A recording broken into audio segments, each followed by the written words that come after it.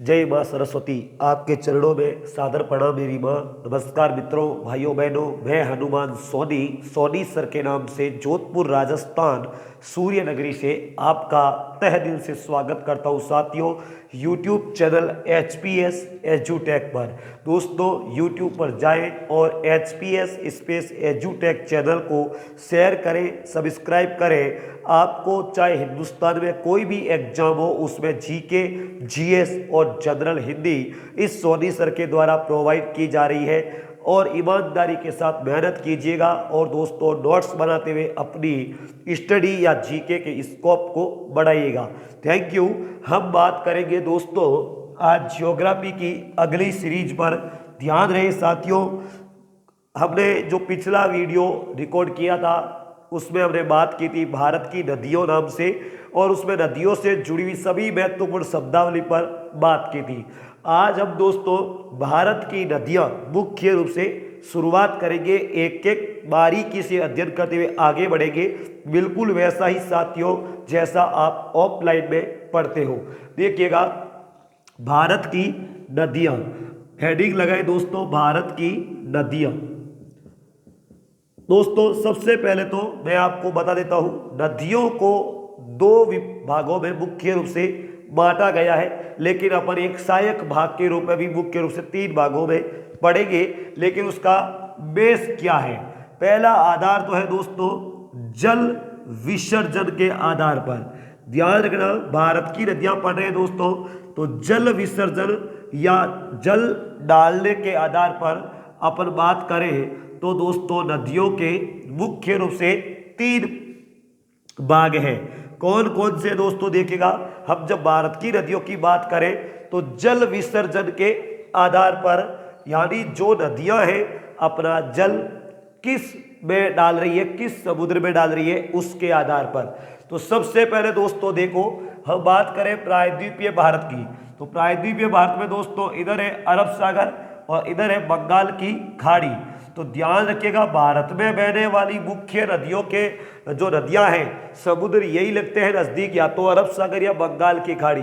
तो या तो भारत, संपूर्ण भारत की नदियां जो है इस किसी न किसी माध्यम से अरब सागर में जल विसर्जन करेगी, या दोस्तों बंगाल की खाड़ी में।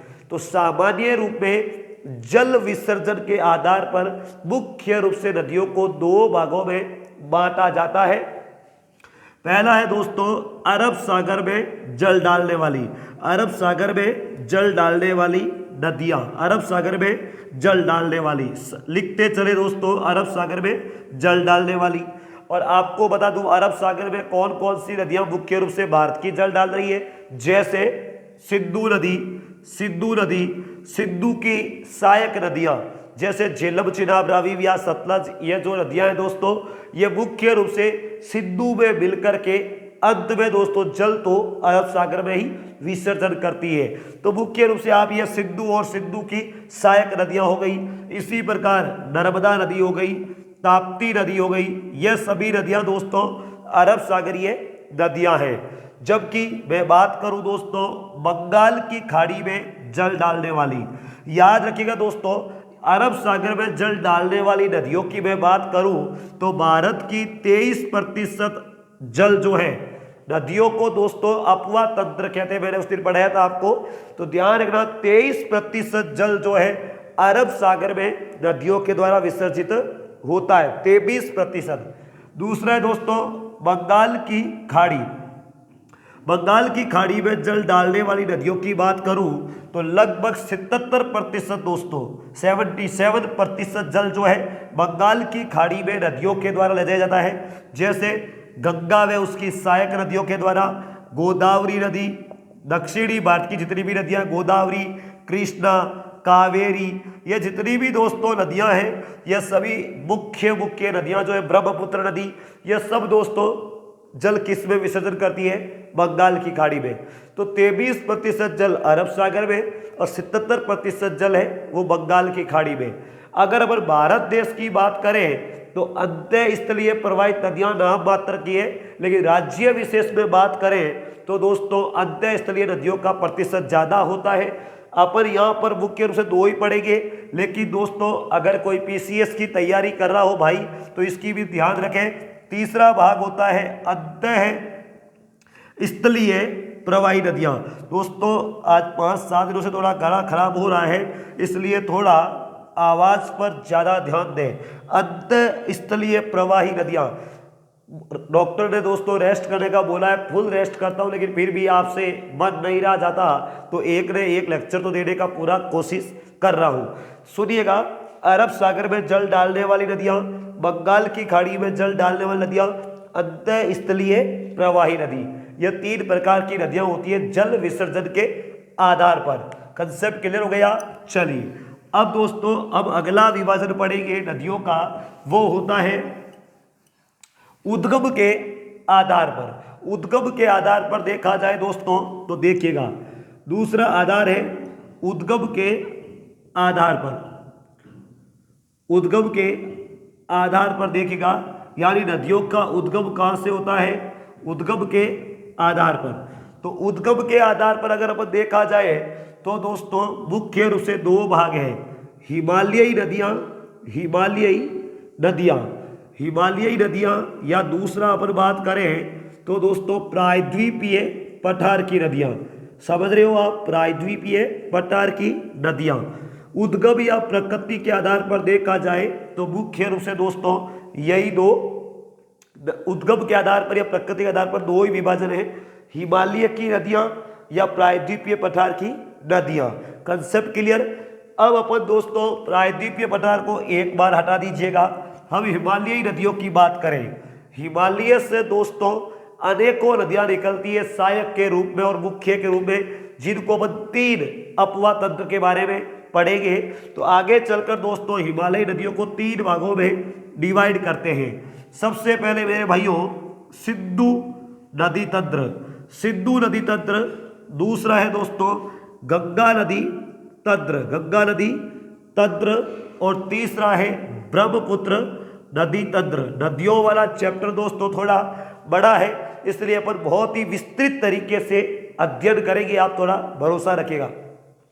सिंधु नदी तंत्र, गंगा नदी तंत्र, ब्रह्मपुत्र नदी तंत्र। मुख्य नदी है सिंधु, गंगा और ब्रह्मपुत्र, और तंत्र दोस्तों अपवाह तंत्र में अगर बात करेंगे तो इनकी संपूर्ण सहायक नदियों की अपन बात करेंगे। तो आज अपन सबसे पहला चैप्टर लेंगे दोस्तों सिंधु नदी तंत्र। तो हेडिंग डाले सिंधु नदी तंत्र, सिंधु नदी में इसकी सहायक नदियों के बारे में बात करेंगे। तो आज का हमारा चैप्टर होगा मेरे भाइयों सिंधु नदी तंत्र, जो हिमालय के अंतर्गत आता है, सिंधु नदी तंत्र। देखिएगा सिंधु नदी तंत्र में साथियों, सिंधु में उसकी सहायक नदियों की बात करेंगे तो मुख्य नदी कौन सी होगी, इसमें मुख्य नदी है इसमें सिंधु। वह इसकी सहायक नदियों की बात करेंगे जो मुख्य रूप से इसमें शामिल होती है। दोस्तों आप जब वैदिक काल पढ़ते हो तो एक चैप्टर पढ़ते हो सप्त सैंधव क्षेत्र, यानी सिंधु में उसके आसपास की मुख्य सहायक नदियां मिलकर के सप्त सिंधु क्षेत्र बनता है। उसी नदियों को हम शामिल करेंगे सिंधु नदी तंत्र में। तो देखिएगा कौन कौन सी दोस्तों नदियां हैं इसकी। सबसे पहली होगी दोस्तों सिंधु, दूसरी सहायक नदी होगी झेलम नदी। मुख्य मेजर नदियों की बात करेंगे दोस्तों, बाकी छोटी छोटी नदियों की अपन बात नहीं करेंगे, वो केवल सहायक के रूप में पढ़ेंगे। सिंधु, झेलम, तीसरी है दोस्तों चिनाब नदी, चौथी है दोस्तों रावी नदी, पांचवी है दोस्तों ध्यान रखना व्यास नदी, और छठवीं है हमारी सतलज नदी। और दोस्तों आज के समय में यही है, वेदों में दोस्तों एक नदी और थी सरस्वती। कुल इन 7 नदियों को सप्त सैंधव क्षेत्र के नाम से जाना जाता था, लेकिन आज के समय में यह नदी विलुप्त प्राय हो गई दोस्तों। इसलिए अपन सिंधु नदी तंत्र में मुख्य सिंधु नदी, झेलम नदी, चिनाब नदी, रावी नदी, व्यास नदी, सतलज नदी की बात करेंगे। तो आप समझ गए होंगे सिंधु नदी तंत्र में कौन कौन सी नदी अपने को पढ़नी है। यह नदियों का क्रम है दोस्तों सिंधु नदी तंत्र में। तो सबसे पहले अपन बात करेंगे सिंधु नदी की। देखिएगा सिंधु नदी के बारे में दोस्तों, सिंधु नदी का जो उद्गम है, ध्यान से सुनिएगा, अपन बात कर रहे हैं सिंधु नदी की। सिंधु नदी का उद्गम जो है साथियों, सिंधु नदी का उद्गम कहां से होता है सुनिएगा, चीन में दोस्तों तिब्बत श्रेणी है, ध्यान से सुनिएगा, तिब्बत श्रेणी। और तिब्बत श्रेणी में दोस्तों तिब्बत पर्वत जो पर्वतीय संरचना है वहां पर दोस्तों कैलाश श्रेणी कहते हैं इसको, कैलाश पर्वत श्रेणी। चीन के तिब्बत पर्वत श्रेणी में कैलाश पर्वत श्रेणी है। और यहां पर दोस्तों ध्यान से सुनिए, चीन में तिब्बत पर्वत श्रेणी में कैलाश पर्वत श्रेणी है, जहां पर एक झील है दोस्तों राकसताल झील। ध्यान से सुनिएगा, राकसताल झील के पास में दोस्तों बोकरचू, ध्यान रखिएगा, बोकरचू हिमनद से इसका उद्गम होता है। समझ में आ गई मेरे भाइयों, बोकरचू हिमनद से। यह नदी दोस्तों जहां से उद्गम होती है वो सिंह बुक कहलाता है। समझ में आ गई बात आपको? तो अब वापस सुनिएगा पहली बात, सिंधु नदी का उद्गम चीन देश में तिब्बत पर्वतीय श्रेणी में कैलाश पर्वत श्रेणी जिसे कहते हैं, कैलाश पर्वत श्रेणी से राकसताल झील के पास बोकरचू हिमनद है। बोकरचू लिखा है साथियों, बोकरचू हिमनद है। और इस बोकरचू हिमनद से दोस्तों सीए बुक लिखा है, सीए बुक से उद्गमित होती है, निकलती है। कंसेप्ट किधर हो गया साथियों, यहां से निकलने के बाद दोस्तों चीन में बहती है पहला देश, यहां से निकलने के बाद दोस्तों भारत में, ध्यान से सुनिएगा, अब यहां उद्गम हो गया दोस्तों, यहां से निकलने के बाद में भारत में लद्दाख केंद्र शासित प्रदेश में दोस्तों पर भारत में प्रवेश, ध्यान से सुना, भारत में प्रवेश दोस्तों, पहले ये जम्मू कश्मीर राज्य में प्रवेश करती थी लेकिन वर्तमान में लद्दाख केंद्र शासित प्रदेश हो गया। तो भारत में प्रवेश करती है दोस्तों लद्दाख में दमचौक नामक स्थान से, लद्दाख में दमचौक यह स्थान है दोस्तों, दमचौक स्थान से भारत में प्रवेश करती है। कुल लंबाई अगर आपको पूछ लिया जाए तो इस नदी की कुल लंबाई है दोस्तों 2880 किलोमीटर। अपने को केवल मुख्य नदियों की ही लंबाई याद रखनी है भाइयों, छोटी छोटी नदियों की अपन लंबाई नहीं पड़ेगी। इस नदी की कुल लंबाई 2880 किलोमीटर है। भारत में दोस्तों पूछ ले कितनी है तो 1114 किलोमीटर। रिपीट कर रहा हूं, सिंधु नदी तिब्बत में कैलाश पर्वत श्रेणी दोस्तों, कैलाश पर्वत श्रेणी से राकसताल झील के पास बोकरचू हिमनद से सीए बुक से निकलती है और वहां से निकल करके दोस्तों पश्चिम की ओर बहती हुई भारत में लद्दाख के दमचौक नामक स्थान से प्रवेश करती है।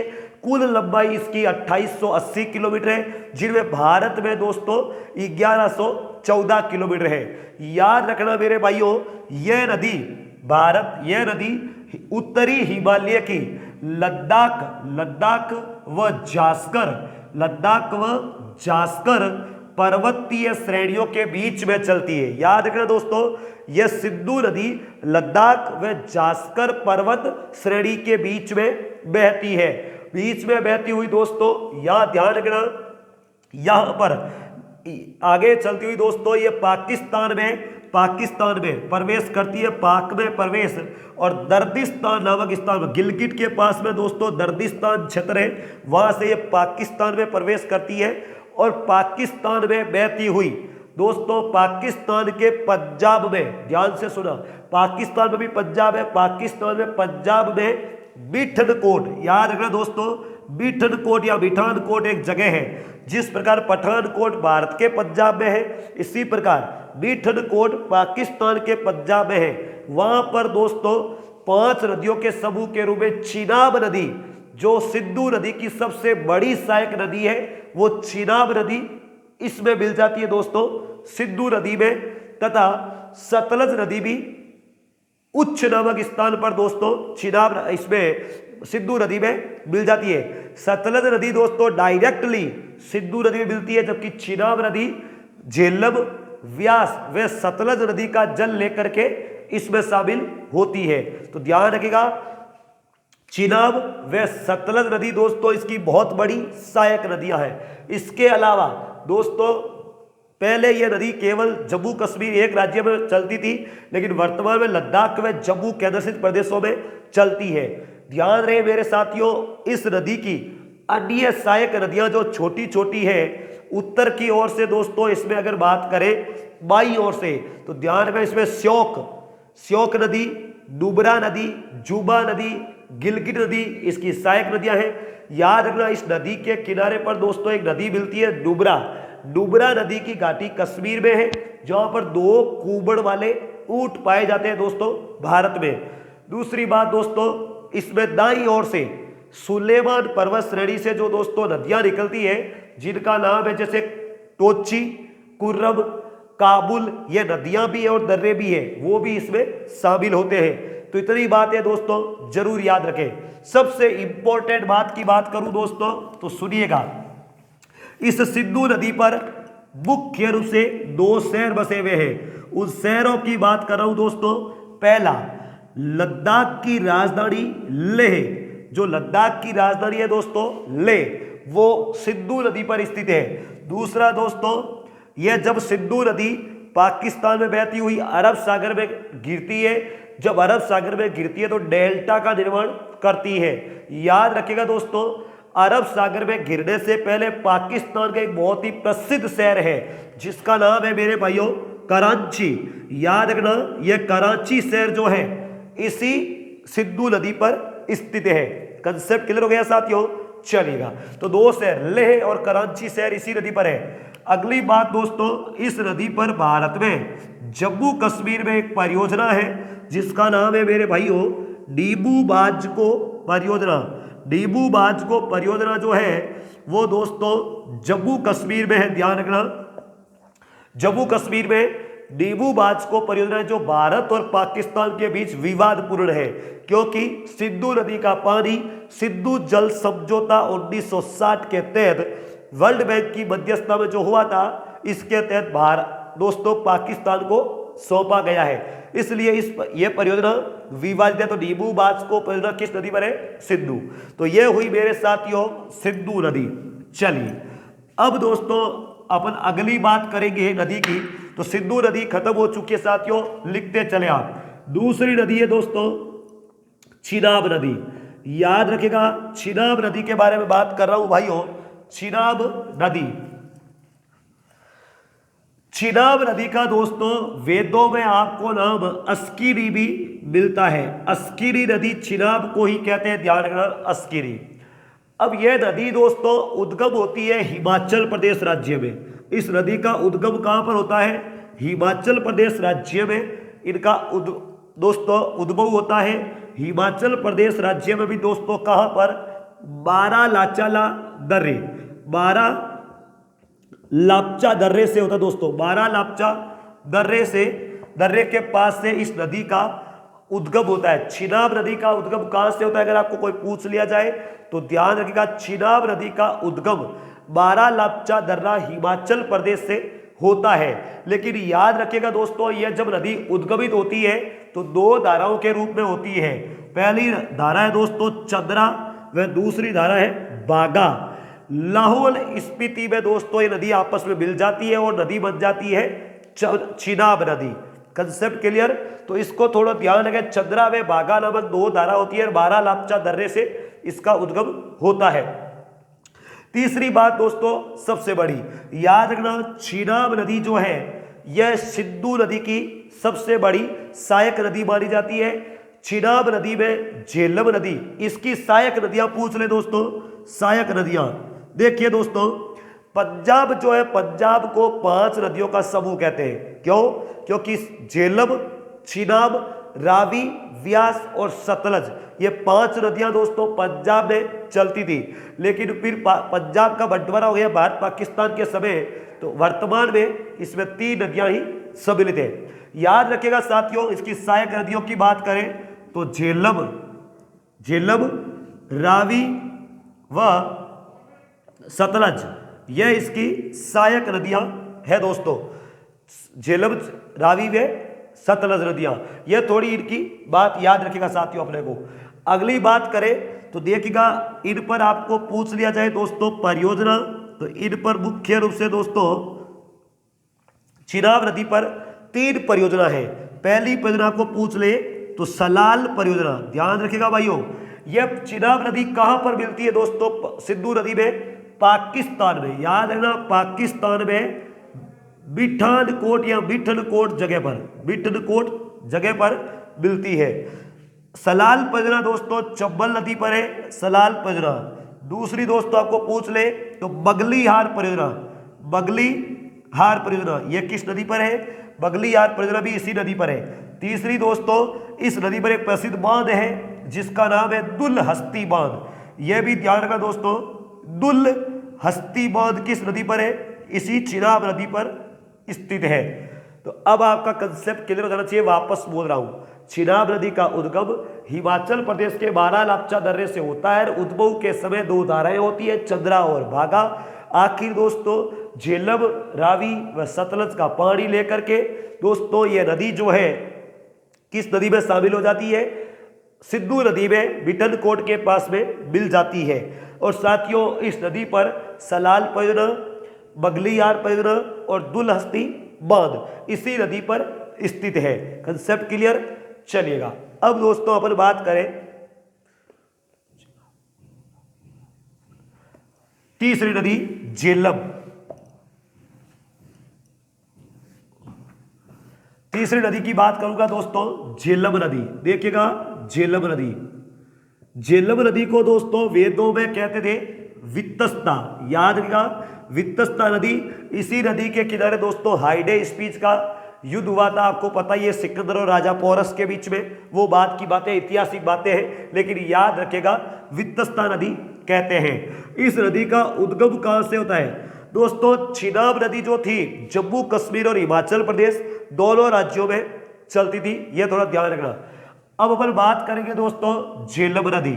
सुनिएगा, झेलम नदी का उद्गम होता है दोस्तों हिमाचल प्रदेश राज्य के चंबा जिले में शेषनाग झील है।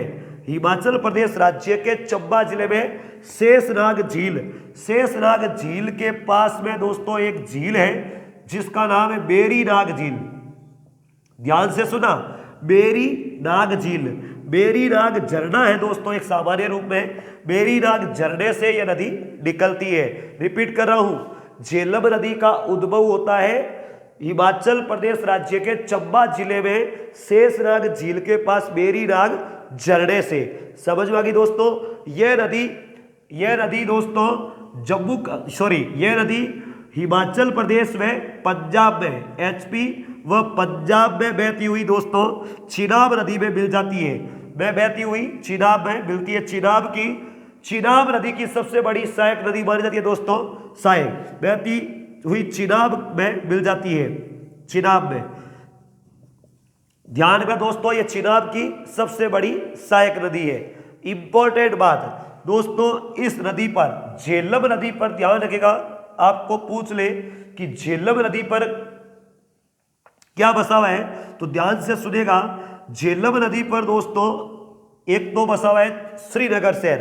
याद रखना, झेलम नदी पर श्रीनगर शहर बसा हुआ है। श्रीनगर, जम्मू कश्मीर का जो श्रीनगर शहर था वो ये झेलम नदी के किनारे ही बसा हुआ है। दूसरी बात दोस्तों, इस नदी पर 2 प्रसिद्ध झीलें बसी हुई झीलें हैं। एक तो है डल झील, दूसरी है वुल्लर झील।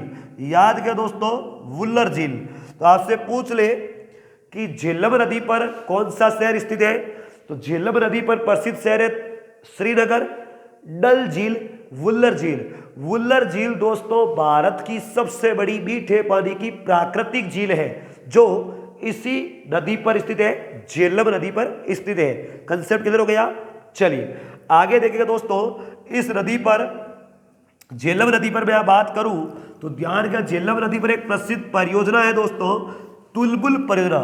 झेलम नदी पर कौन सी परियोजना है? तुलबुल परियोजना जो है यह झेलम नदी पर है। कभी आपको पूछ ले जाए कि तुलबुल परियोजना किस नदी पर है तो झेलम नदी पर है। और यह परियोजना भी भारत व पाकिस्तान के बीच में विवादित है, क्योंकि सिंधु जल समझौते के तहत सिंधु, झेलम और चिनाब तीनों का पानी पाकिस्तान को देना था। कंसेप्ट क्लियर हो गया दोस्तों। अगली बात में बात करूं तो देखिएगा चौथी नदी की बात करेंगे दोस्तों अपन, जिसका नाम है रावी। रावी नदी, रावी नदी सुनिएगा। रावी नदी का उद्गम दोस्तों हिमाचल प्रदेश राज्य से होता है। कहां से होता है दोस्तों? हिमाचल प्रदेश राज्य से। हिमाचल प्रदेश राज्य में दोस्तों रोहतांग दर्रे से। पहली बात आप नोट करें, वापस बोल रहा हूं, रावी नदी का उद्गम भारत में हिमाचल प्रदेश राज्य के चंबा जिले से रोहतांग दर्रे से होता है। Concept clear. दूसरी बात दोस्तों, रावी नदी जो है चिनाब की सहायक नदी है, चिनाब की सहायक नदी है। तीसरी बात यह दोस्तों भारत में पीर पंजाल व धौलाधर श्रेणियों के मध्य में चलती है, धौलाधर श्रेणी के मध्य बहती है। यह भी बात आप ध्यान रखें दोस्तों, लद्दाख व जास्कर के बीच में चलती है सिंधु नदी और पीर पंजाल व धौलाधर के बीच चलती है रावी नदी। चौथी बात सबसे इंपॉर्टेंट दोस्तों, ध्यान से सुनिएगा, इस नदी पर ध्यान से सुने दोस्तों, इस नदी पर भारत का चंबा शहर, यह चंबा शहर दोस्तों हिमाचल प्रदेश का है। दूसरी बात दोस्तों, इस नदी को परुषणी नदी कहते हैं वेदों में, परुषणी, यह ध्यान, परुषणी नदी या इरावती नदी भी कहते थे वेदों में, परुषणी व इरावती इसी को कहते हैं। भारत का चंबा शहर हिमाचल प्रदेश। और दोस्तों अगली बात करें तो ध्यान रखना, पाकिस्तान का प्रसिद्ध शहर है लाहौर, जो दोस्तों रावी नदी पर ही स्थित है। यह उच्च नामक स्थान पर दोस्तों आगे चल करके किस में मिल जाती है? चिनाब नदी में मिल जाती है, जो झेलम की सहायक है, ध्यान रखेगा। अब दोस्तों ध्यान रखें, अगली बात करें तो इस नदी पर दोस्तों थोड़ा बिजली ने धोखा दिया साथियों, इस नदी पर ध्यान रखिएगा प्रसिद्ध परियोजना कौन सी है? तो रावी नदी पर दोस्तों पंजाब का एक प्रसिद्ध बांध है जिसे कहते हैं थीन बांध, थीन बांध या रणजीत सागर परियोजना। रणजीत सागर परियोजना जो है वो दोस्तों इसी नदी पर है, रणजीत सागर परियोजना। आपको पूछ ले कि थीन बांध या रणजीत सागर परियोजना किस नदी पर है? तो रावी नदी पर है। कंसेप्ट क्लियर दोस्तों। रावी की ही एक प्रसिद्ध सहायक नदी है किशन गंगा। सहायक नदी की आपको पूछ ले तो इसकी सहायक नदी दोस्तों है किशन गंगा नदी, किशन गंगा। और किशन गंगा नदी पर दोस्तों ध्यान रखें, किशन गंगा परियोजना है वो भी भारत और पाकिस्तान के बीच में क्या है? विवादित है। समझ में आ गई दोस्तों? चलिए अब अपन आगे बात करेंगे, यह किशन गंगा झेलम नदी की सहायक नदी है दोस्तों किशन गंगा, जिन पर किशन गंगा परियोजना विवादित है। रावी की नहीं, किशन गंगा दोस्तों झेलम नदी की सहायक नदी है, यह थोड़ा ध्यान रखिएगा। 4 नदियां हो गई दोस्तों। आगे बढ़ रहे हैं 5वीं नदी पर, देखिएगा व्यास नदी, व्यास नदी यह 5वीं है। एक और बची हुई दोस्तों 6वीं, जो पर बात करेंगे सतलज नदी। व्यास नदी का उद्गम दोस्तों देखिएगा, व्यास नदी का उद्गम हिमाचल प्रदेश राज्य में रोहतांग दर्रे के पास व्यास कुंड से होता है। रोहतांग दर्रा हिमाचल प्रदेश राज्य में दोस्तों, और इस दर्रे के पास में व्यास कुंड, व्यास कुंड कहां पर है दोस्तों? इसी व्यास नदी जो हिमाचल प्रदेश में रोहतांग दर्रे के पास में व्यास कुंड से इस व्यास नदी का उद्गम होता है। और हिमाचल प्रदेश में पंजाब में बहते हुए दोस्तों आगे चलकर मैं आपको बता देता हूं दोस्तों, यह नदी सतलज में मिलती है, सतलज में यह नदी मिल जाती है, ध्यान रखिएगा सतलज में। इस सतलज नदी पर दोस्तों ध्यान रखिएगा, सतलज नदी और व्यास नदी जहां मिलती है वहां पर ध्यान रखा हरिके नामक स्थान पर मिलती है। और जहां पर सतलज और व्यास मिलती है वहां पर दोस्तों हरिके बैराज बांध बनाया गया है। और इसी हरिके बैराज बांध से भारत की सबसे बड़ी नहर इंदिरा गांधी नहर निकाली गई है हरिके बैराज से। याद रखना दोस्तों, इस व्यास नदी पर हिमाचल प्रदेश राज्य में 2 बांध बनाए गए दोस्तों, पोंग बांध व पड्डोहो बांध। ध्यान रखना, पोंग व पड्डोहो बांध जो है वो व्यास नदी पर है, हिमाचल प्रदेश में व्यास नदी पर। और याद रखिएगा साथियों, इसे ही पंडोपोंग बांध परियोजना के नाम से जाना जाता है। तो यह भी बात आप थोड़ी ध्यान रखिएगा। यह है व्यास नदी। अगली बात करेंगे दोस्तों, यह भी चिनाब नदी में आखिर जाकर मिल जाती है और इसका पानी भी दोस्तों अरब सागर में ही जाता है। Concept clear. अगली बात करूं तो अगली बात है दोस्तों सतलज नदी। देखिएगा सतलज नदी जो लास्ट एंड पास्ट, सतलज नदी दोस्तों हमारे भारतीय राज्य से निकल करके इसका उद्गम वापस कैलाश पर्वत श्रेणी, तिब्बत में दोस्तों कैलाश पर्वत श्रेणी जो है, कैलाश पर्वत श्रेणी में राक्षसताल झील से होता है दोस्तों, राक्षसताल झील से होता है। और भारत में प्रवेश करती है दोस्तों यह नदी हिमाचल प्रदेश राज्य में सिपकिल्ला दर्रे से, हिमाचल प्रदेश के सिपकिल्ला दर्रे से भारत में प्रवेश करती है। ध्यान रखना दोस्तों, रोहतांग दर्रा व सिपकिल्ला दर्रा दोनों हिमाचल प्रदेश में है। कैलाश पर्वत श्रेणी तिब्बत में राक्षसताल झील से उद्गम होता है और दोस्तों भारत में सिपकिल्ला दर्रे से प्रवेश करती है। पंजाब में दोस्तों ध्यान रखना इस नदी पर 2 बांध बनाए गए हैं। सिंधु नदी की यह भी दोस्तों प्रसिद्ध सहायक नदी है, बड़ी सहायक नदी है। इस पर दोस्तों पंजाब में ध्यान रखना सुल्तानपुर, पंजाब का सुल्तानपुर व फिरोजपुर दोस्तों 2 शहर इसी नदी के किनारे पर है, सुल्तानपुर और फिरोजपुर। यह भी ध्यान रखना दोस्तों। दूसरी बात आपको बता देता हूं, यह सतलज और व्यास नदियां दोस्तों जहां मिलती है, सतलज प्लस व्यास नदी पर दोस्तों ध्यान रखिएगा, सतलज प्लस व्यास में दोस्तों भाखड़ा नागल बांध बनाया गया है पंजाब में। भाखड़ा नागल बांध कहां पर है? पंजाब में है, सतलज में व्यास के सतलज नदी पर ही है दोस्तों, मुख्य रूप से सतलज में व्यास पर भाखड़ा नागल बांध है, याद रखिएगा। और दोस्तों इसी सतलज में व्यास पर ध्यान रखिएगा हरिके बैराज बांध जो है पंजाब में है, हरिके बैराज बांध। और ये हरिके बैराज बांध से हम जो है इंदिरा गांधी नहर निकाली गई है। आगे चलकर सतलज नदी सिंधु नदी में मिल जाती है। तो यह दोस्तों भारत की मुख्य सहायक नदियां हैं। दोस्तों सतलज नदी पर एक बहुत ही प्रसिद्ध परियोजना है जिसका नाम है नाथपा जाखड़ी परियोजना जो है दोस्तों सतलज नदी पर ही है। और यह परियोजना भारत व पाकिस्तान के बीच में विवादित है। नाथपा जाखड़ी परियोजना याद रखें किस नदी पर है? यह सतलज नदी पर है। तो दोस्तों उम्मीद करता हूं आपको समझ में आया होगा। और अगर आपको क्लास पसंद आ रही है तो चैनल को ज़्यादा से ज़्यादा शेयर करें, सब्सक्राइब करें। आज हमारा हिमालयी नदियों में सिंधु नदी तंत्र खत्म हो चुका है। अगली क्लास उतारेंगे दोस्तों गंगा नदी तंत्र, गंगा नदी के बाद में ब्रह्मपुत्र नदी तंत्र और अंत में दोस्तों प्रायद्वीपीय भारत की नदियां पढ़ते हुए खत्म करेंगे इस चैप्टर को। Thank you.